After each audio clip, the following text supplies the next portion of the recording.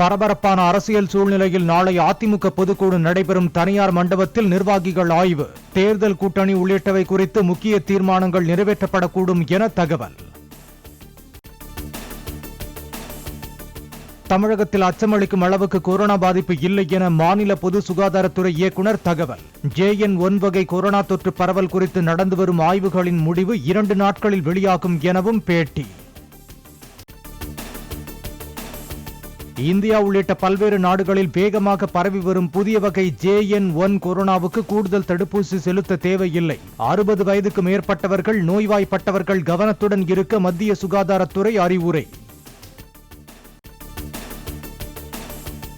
கிறிஸ்துமஸை முன்னிட்டு உலகம் முழுவதும் தேவாலயங்களில் நடைபெற்ற சிறப்பு பிரார்த்தனைகள்.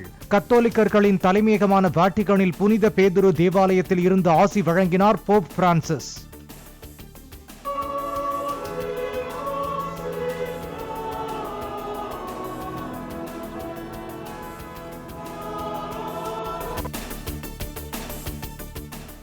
வேளாங்கண்ணி பேராலயத்தில் கிறிஸ்துமஸை முன்னிட்டு நடைபெற்ற சிறப்பு திருப்பலி மற்றும் பிரார்த்தனைகள். சென்னை சாந்தோம், பெசன்ட் நகர் உள்ளிட்ட தேவாலயங்களில் ஏராளமானோர் திரண்டு வழிபாடு.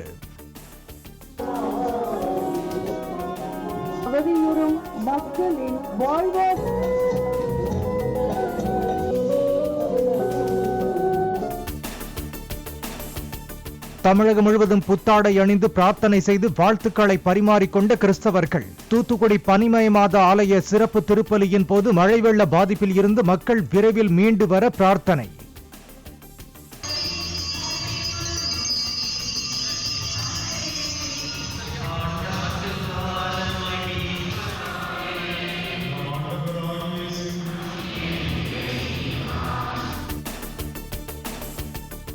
டெல்லியில் தமது இல்லத்தில் நடைபெற்ற கிறிஸ்துமஸ் நிகழ்ச்சியில் கிறிஸ்தவ சமூக பிரதிநிதிகளுடன் கலந்துரையாடிய பிரதமர் மோடி சிறுமிகளின் சேர்ந்திசை பாடல்களையும் கேட்டு ரசித்தார்.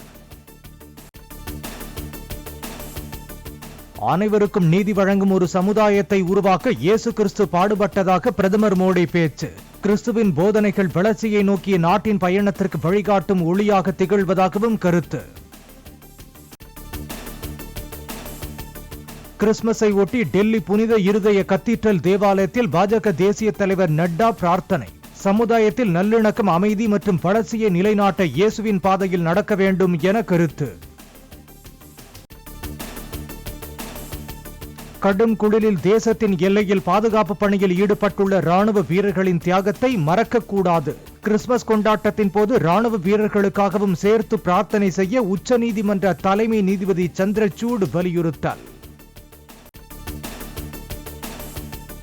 முன்னாள் பிரதமர் அடல் பிஹாரி வாஜ்பேயியின் பிறந்த நாளை ஒட்டி அவரது நினைவிடத்தில் தலைவர்கள் மரியாதை. குடியரசுத் தலைவர் திரௌபதி முர்மு, குடியரசு துணைத் தலைவர் ஜெகதீப் தங்கர், பிரதமர் மோடி உள்ளிட்டோர் மலர்கள் தூவி மரியாதை செலுத்தினர்.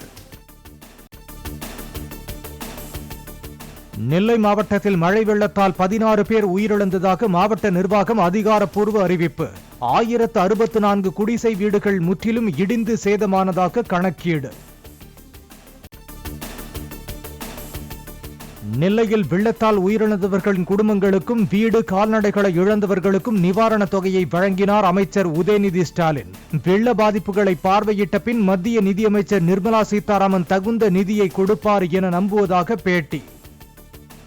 முதல்ல பேரிடர் இல்லைன்னாங்க, இப்போ பேரிடர் பார்க்கறதுக்காக என்ன பாதிப்பு இருக்குன்னு பார்க்க வராங்க.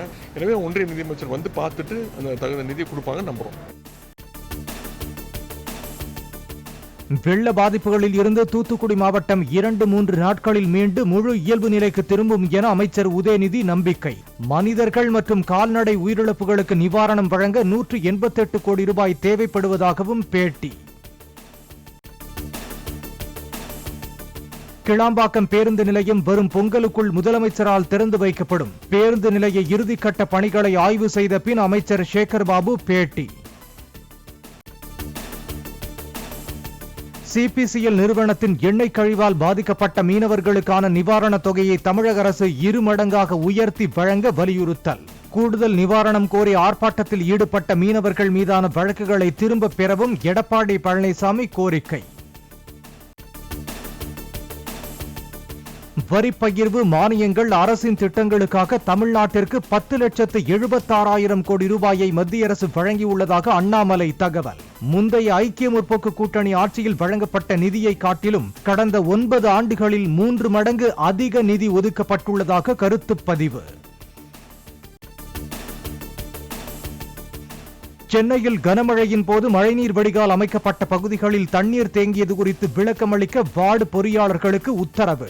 தண்ணீர் வெளியேறாத பகுதிகளில் ஆய்வு மேற்கொண்டு அறிக்கை சமர்ப்பிக்க மாநகராட்சி ஆணையர் ராதாகிருஷ்ணன் அறிவுறுத்தல். தூத்துக்குடியில் திருவிக நகர் மற்றும் இந்திரா நகர் பகுதியில் தேங்கியுள்ள மழைநீரை அகற்ற 9 நாட்களாகியும் நடவடிக்கை இல்லை என குற்றச்சாட்டு. கெட்டுப்போன உணவுகள் வழங்கப்படுவதாக பொதுமக்கள் வேதனை. கனகசபை தரிசன விவகாரத்தில் சிதம்பரம் நடராஜர் கோயிலில் அரசு ஊழியர்களை பணி செய்ய விடாமல் தடுத்ததாக தீட்சிதர்கள் மீது குற்றச்சாட்டு. இந்து சமய அறநிலையத்துறை அதிகாரிகள் சிதம்பரம் நகர காவல் நிலையத்தில் புகார். தொடர் விடுமுறையை ஒட்டி சபரிமலையில் வழக்கத்தை விட கூடுதல் எண்ணிக்கையில் குவிந்த பக்தர்கள். கூட்ட நெரிசலை தடுக்க பல கிலோமீட்டருக்கு முன்பே நிறுத்தப்பட்ட வாகனங்கள் சுமார் 4 மணி நேரமாக ஒரே இடத்தில் காத்திருக்கும் சூழல். காஞ்சிபுரம் பணிமனையில் இருந்து இயக்கப்படும் நகர பேருந்துகளில் மாணவர்கள் படியில் தொங்கியபடி பயணிப்பதை தடுக்க நடவடிக்கை. படிக்கட்டின் இரு புறங்களிலும் உள்ள ஜன்னல்கள் தகரம் கொண்டு அடைப்பு.